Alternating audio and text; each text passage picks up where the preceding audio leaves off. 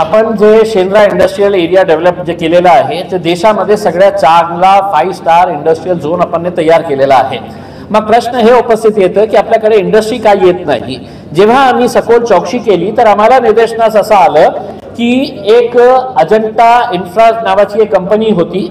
त्याला SEZ इथे सुरू करायचं होतं आणि त्यांनी सरकारकडून 100 रुपया पर स्क्वेअर फीट प्रमाणे त्यांनी 110 हेक्टर जमीन MIDC कडून घेतली की आम्हाला SEZ एस्टॅब्लिश करायचं आहे, आम्ही इतकं कोटी इन्व्हेस्ट करणार आहे आणि त्याच्यामुळे इतकं सारे हजार लोकांना नोकऱ्या देणार आहे। त्याच्या काही वर्षानंतर त्यांनी ते SEZ कॅन्सल केलं आणि आम्ही एक वेगळा काहीतरी प्रोजेक्ट आणणार आहे त्याच्यासाठी त्यांनी परमिशन आणली आणि परमिशन दिली कोणी तर त्यावेळचे जे उद्योग मंत्री होते सुभाष देसाई साहेब आणि त्यांची जे गँग होती त्यांनी ते परमिशन त्यांना दिली आणि परमिशन देताना त्यांना हे पण हे दिली की तुम्हाला GST भरण्याची आवश्यकता नाही आहे, तुम्हाला जे जमीन विकायची आहे MIDC ची जमीन तुम्ही त्या इन्स्पिरा नावाची कंपनी ज्याचं नाव ही चेंज करण्यात आलं होतं तर त्याला तुम्ही हे परमिशन ही दिली की तुम्हाला तुमचे प्लॉट्स विकून टाका आणि विकताना हे तुमच्यावर बंधनकारक नाही की तुम्ही MIDC ला इन्फॉर्म करा। समजा मी एक प्लॉट घेतलं तर ते डायरेक्टली मला विकू शकतं, पण मला ते प्लॉट विकायचं असेल सेकंड पार्टीला तर मला MIDC कडे जावं लागणार। म्हणजे हे स्पेशल ट्रीटमेंट कशामुळे देण्यात आलेली आहे, मला असं वाटतं की हजारो कोटींचा हे भ्रष्टाचार असेल आणि ज्या जमिनीमध्ये त्यांनी एक साधी ईट पण टाकली नाही तिथून समृद्धी गेलं तर समृद्धी जाताना त्यांनी काय केलं की 75% कंपेन्सेशन ज्या रोड मध्ये आलेला होता कोट्यवधी रुपयांचा होता तर 75% कुणाला तर ते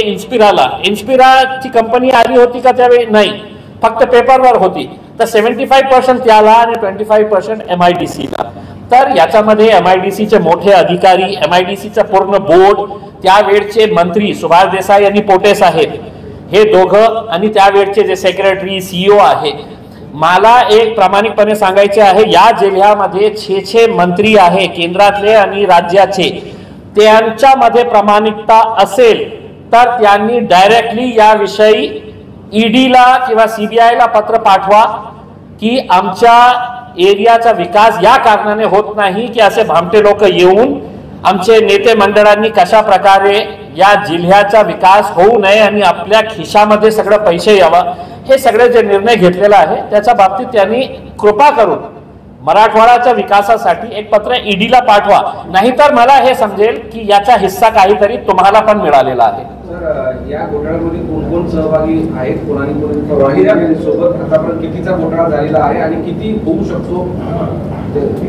नाही, मला असं वाटतं की म्हणजे ज्या प्रकारे त्यांनी शहरभर होर्डिंग्स लावलेली आहे की ज्या जमिनीचा त्यांनी MIDC कडून 100 रुपयाच्या रेट प्रमाणे त्यांनी घेतली होती, आज ते होर्डिंग्सवर हे टाकत आहे की 700 रुपये ऑनवर्ड्स,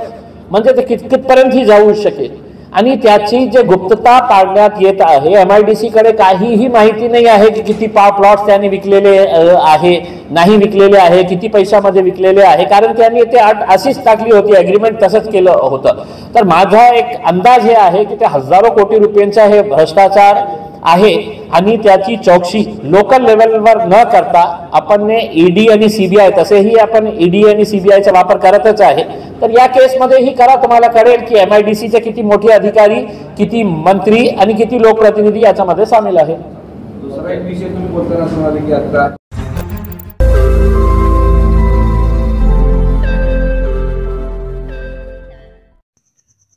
रोज नई खबरों को देखने के लिए हमारे औरंगाबाद समाचार चैनल को सब्सक्राइब कीजिए और नोटिफिकेशन पाने के लिए हमारे बेल आइकन को दबाइए ताकि हर खबर की नोटिफिकेशन आपको मिलती रहे।